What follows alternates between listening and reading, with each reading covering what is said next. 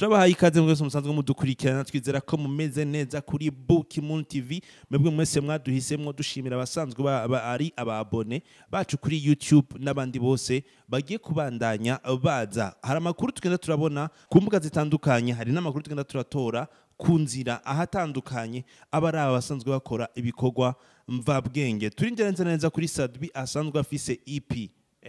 kubera iki Sadbi aje na EP inyuma y'igihe kinini nya cane Sadbi asa n'utari karakora ibikorwa bishimisha benshi uraza kubyumva igituma mvuze ngo bishimisha benshi Sadbi avuga iki ni igiki catumye agaruka kuri EP murakoze ku kibazo EP ni ikintu cyitwa extended play ikaba na system igezweho iri ku rwego mpuzamakungu hari batandukanye basigaye bakoresha tukaba tumaze hafi amezi 6 turi mu vyigwa by'ukuntu music ikorwa by'ukuri music y'ubu ikingena ca 2021 ikorwa rero tukaba tugeze aho ivyigwa byacu tubikura mu vyigwa tukabishira mu ngiro hose birazwi ko corona yateye birazwi yuko habaye trouble kwisi kuvuga abaririmbyi ntibasohoka ntibakora icyo cyose ibyo nabyo biri mu bituma byatumye Sadbi asora yagerageje kuraba afise indirimbo imwe gusa uno mwaka zibiri kubera mu kwa mbere gushika mu kwa gatatu ari izina na hamwe na Jugere rero izi ndirimbo n'indirimbo maze umwaka n'inusu ndiko ndazikora nari mfite plan hahize umwaka n'inusu yuko mu kwezi kwa11 mu mwaka wa 2021 nzosohora EP nguvuga yuko marketing plan business plan cyangwa plan yose zose zapanzwe kuva mu mwaka uheze haraheze umwaka n'inusu rero igituma Sadbi atasohora za ndirimbo z'uburyohe biri mu bituma za ndirimbo abantu bakunda za bamusadbi abantu bazi nicyo gituma mvuze nti this is our time mwiza wo gusohora igikorwa ageze November ibikorwa byose bigiye kuja hagaragara biciye muri extended play ngiye gusohora izo zikaba ari zo mpamvu nyamukuru nagiye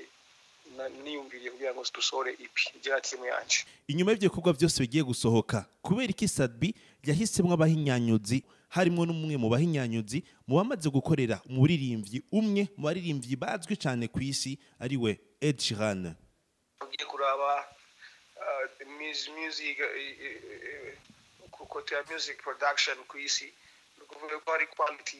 isabwa kugira ngo ubashe kuba umuririmbyi mpuzamakungu na cyane ko ariyo target rero nicyo gituma uzokumvamwo abahinyanyuzi nka Herbert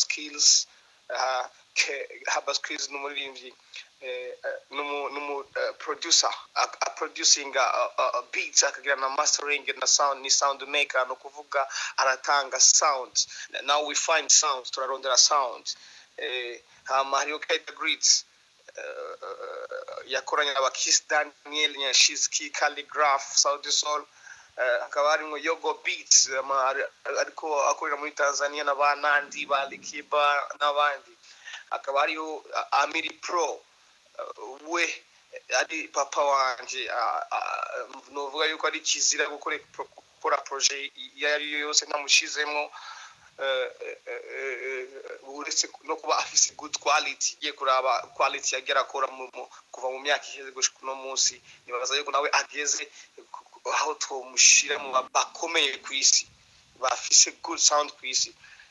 aho ni ku ruhande rwa production none ni bande baririmbyi bagize iyo collabo twumvise abahinyanyuzi ariko abaririmbyi boba bazwi hano mu Burundi canke inyuma y'igihugu cy'u Burundi bo bari bande bo bakoranye na Sadbi ariyo DJ Corona nawe ari beta cyane ariyo atangura kuzikora beats nyinshi ngaha muri Empire mu rugo abo bose n'aba producer bakomeye cyane kandi mbona ko bazo good quality harimo collab yanje na Medi irimo indani uretse ko n'uyo Herbert Skillz ari muri bajya ba DJ ba sound maker bakora beats ariko ikaba ari collab urumva collab ni Rwanda hamwe na Uganda. Nigiki Sadbi abwira abakunzi biwe inyuma yo kumva ivyo bintu vyose? Nigiki wowe nk'umukunzi wa Sadbi ukwiye kumenya kuri Sadbi? Sadbi akubwira iki? Ukwiye kwitegurira EP gute? Icyo nababwira nuko kenyere zikume umwanya urageze wo guhindura ishusho ryose ry'umuziki w'Urundi aho ribarikake. Rero mbashaka support yabo ari ugushira hamwe dushira hamwe supportingane tubone ko iki gikorwa ari igikorwa cy'igihugu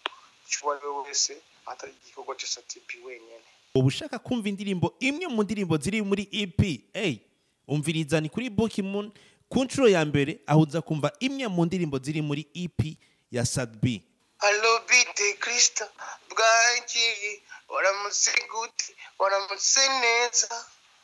kumwamagara ntiwitabe nitaba basi wumva icyo mbwira aho mbona nta mahoro kubera ya nshuti yawe ndazi kumushikira ubu butumwa mubwire uti vyanse kwaguhika vyanse kwamara na kabiri niwateba uzuyaga. Thank you so much. It was your boss out of peace from my boyfriend on my romantic sound EP very soon. Thank you bro. Mwumvise byinshi kuri Sadbi, tubashimire mwese mwafashe umwanya mutwumviriza.